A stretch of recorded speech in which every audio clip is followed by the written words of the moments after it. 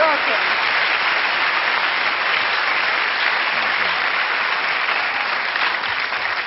Well, George, here you are all sitting down, friends. Was it always the way when you were contenders for that heavyweight championship? I didn't think so. How would you be friendly with a fellow who knocks you down with a straight right hand and another one who barely missed you with a left hook that almost take your neck off? Joe Frazier. Joe, did you ever hurt each other? How could you be friends with a guy who knocked you down 7 times in the first fight, 6 times down in the last fight, and every now and then you talk with him, he said, I want you to be quiet. So you really have to be quiet. I think it was some fantastic fights that we had within the years that went by. If we could do it all again, I would. Oh. They asked me when Muhammad Ali took the title from me, did he hurt me? And there I am with a big black eye. Eyes swollen up, and they asked me, did it hurt? Now, Ali... So I think the press did more damage than anything. Oh, well, you fought these guys, Ali, and you've got a face as pretty as a picture. How'd you keep your pretty Boo. face? Yeah. How do you keep that pretty face? Praying to God. It's the prettiest face in the world. Now, George, you're just about to make a comeback, but when you were retired from boxing for a bit, what did you do in that time? Well, I raised children mostly. I tried to retire on the farm, but all I was raising was dirt. So I started raising a lot of children. I'm a full-time preacher, of course. Tell me how you became a preacher. Well, it was pretty easy. I think the last fellow I fought was Jimmy Young. He whipped the devil out of me. And then after that, you decided to become a preacher, take up the ministry? But yeah, and that's why today we travel around the country to acquaint people with us other than boxing. The Champions Forever Tour is about the world seeing a video of us, Joe Frazier, Muhammad Ali, and myself, Kenny Norton, as people other than boxers. Right. Our life stories are compact in it. Right. And we can't tell you everything now. No, you want by the video. Yeah. That's right. Joe, you also retired 10 years ago, but you haven't been away from boxing. What do you do? Well, I did made a start back. Somehow I fought a guy to a draw, and my kids didn't like the way how I look out. I come out after the draw. So they said, Dad, you better hang it up. So what I did, right now I have young men in the gym I'm working with for the newly, let's say, game coming up, the Olympic game. So therefore that these young men are working pretty hard. My sons and Bert and Tommy, these guys are promoters now. So therefore I'm just helping the young men, let's say, to go to be fine men, you know what I mean? And whatever people like to see me, I go around and promote, and now we're promoting Champions Forever. It's just a lot of fun, that's all. Most of us, at least people like me, who aren't in the boxing fraternity because I'm just not quite big enough, most of us think of boxing as the film Rocky. Now, was Rocky true to life? Is a lot of that training... We think that the film Rocky was based on Joe Frazier's life. You see, Rocky... And Muhammad. Yeah? Yeah, and so it was a recreation of some of the exploits they had. He was running down the street in Joe Frazier's old neighborhood. Joe Frazier was actually worked in a butcher shop or meat house. And did Stallone come to you for any tips or anything, or did he keep away and just... Well, Rocky is pretty clever. Let's say doing the second film that he cut, he came into Philadelphia. Matter of fact, I think he took you. No, I never did meet him. No. He took Muhammad, he took, let's say, Larry, all these guys who moved to Los Angeles for a screen test. It wasn't on the basis for a screen test. He just had wanted to learn more about us, what fighting was all about. He's clever. Yeah. And he took all those pieces that we did on the screen test, and he put his film together. Yeah. He didn't pay us. Didn't pay us. He didn't pay us. Well, you were not so right.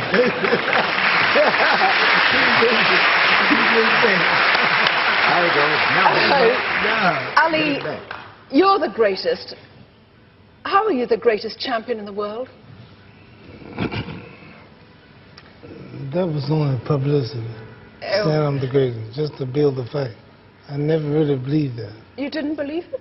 Still don't. I believed it. Of course, he fought He's the greatest man. Yeah, he fought all the champions. He fought everybody was there. My brother got back Joe Frazier's first. Real close. And nobody's that great. You've beat these two guys. You've beat that guy. Close. Those. You ain't beat this guy. She's agitated. You've beat this. Trying to make me mad.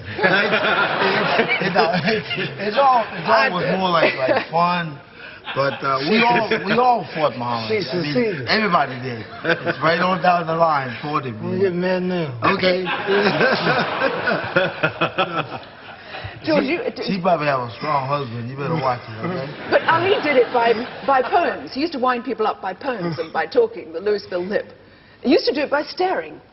Well, it didn't work on Muhammad, so let's forget about the staring. I tried my best. He just turned his back on me. I remember hitting him so hard, I think around the stomach or the side. Yeah. And he looked at me and said, "Is that all you got, sucker?" And I started wondering, how in the world am I...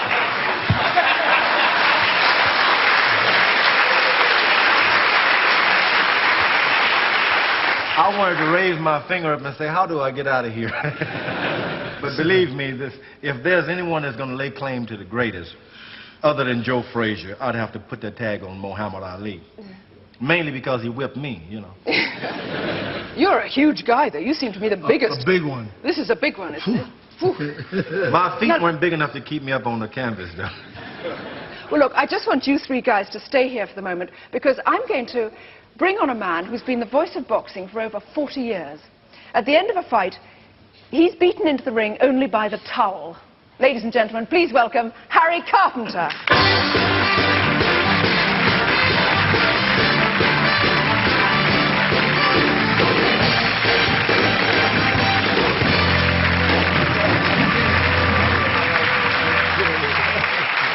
Harry, if you can squeeze in with these hunky guys. I feel slightly dwarfed, but... Now, Harry, do these guys bring back fond memories? Of course they do. You are surrounded by the three great heavyweight champions of my time. I mean, the 70s, these were the men. And they had the greatest fights I've ever seen. You've been doing this for 40 years. Just place them in history, these three guys.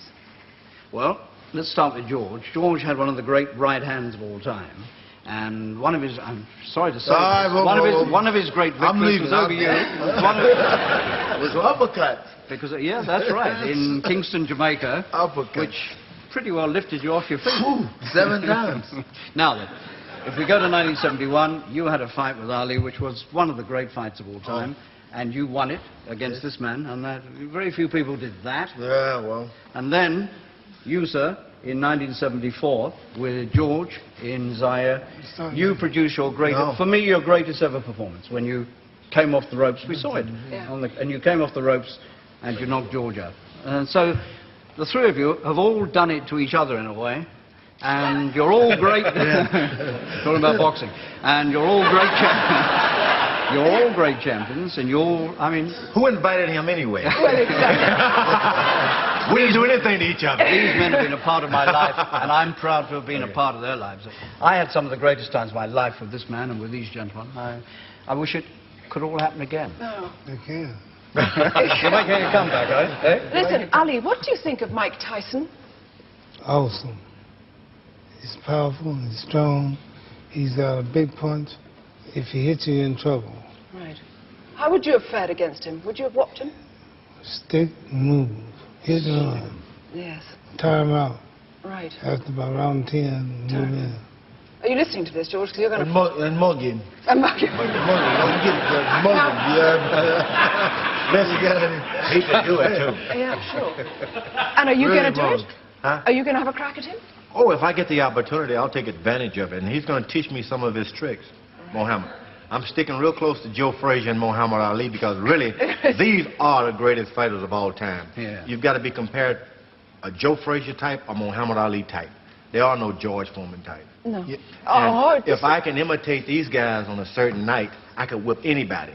And to mix it all up, I may be considered a great. Why you been so nice?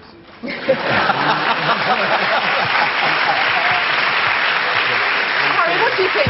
What do you think of these three great guys here and Mike Tyson not here? What do you think of Mike Tyson?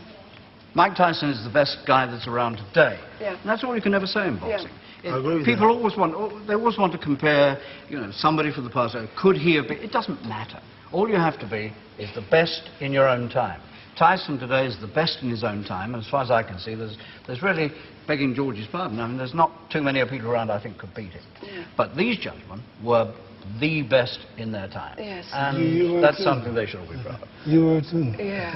What do you mean I was? I still am. This was no doubt one of the most courteous reporters of all time.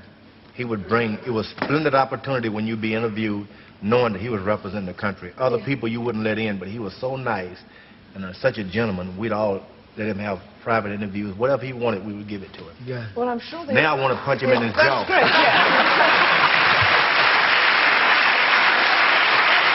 Joe Frazier, do you still sing? I still sing. Matter of fact, I just left Atlantic City at the Claridge. I did like 3 days there. A friend of mine, Sonny Avalon, a young lady named Cheryl Adams. And we did like 3 days there, and it was very nice. It was very good. And I think they probably got some of my music running around somewhere around here. I probably had one that says, times seem to be hard. Don't forget how long it took you to start. Let's try it again. That's all. With the guitar. There's going to be another fight around here, Mohammed. Try it again. Let's start boxing again.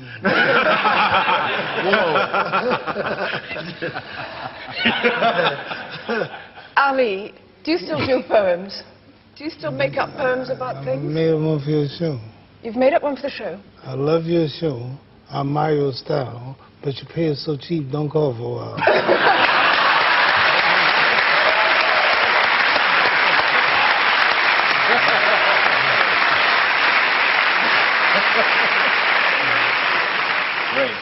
So, Harry, Well, you can see what a pleasure it is to work with gentlemen like these. it must be because, fantastic. well, What kind of... It's do you, easy. That's the important thing. do you have a chance to talk to them before they start fighting? Or is that pre-fight nerves and things I like wouldn't this? go near a boxer on the night of the fight because that's their private thing and you don't get involved in that. But 2 or 3 days before, yes, and they'll work with you very, very happily. And I And George, just like to thank George for the very courteous things he said. George is the sweetest guy in the world. He's also the most he frightening, is. but he's still the sweetest man in the world. And I tell you what, he's going to beat Mr. Cooney.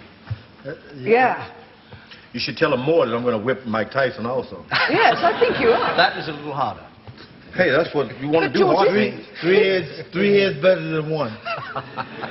George, is it wise to go for Tyson? We hear such terrible things about this man.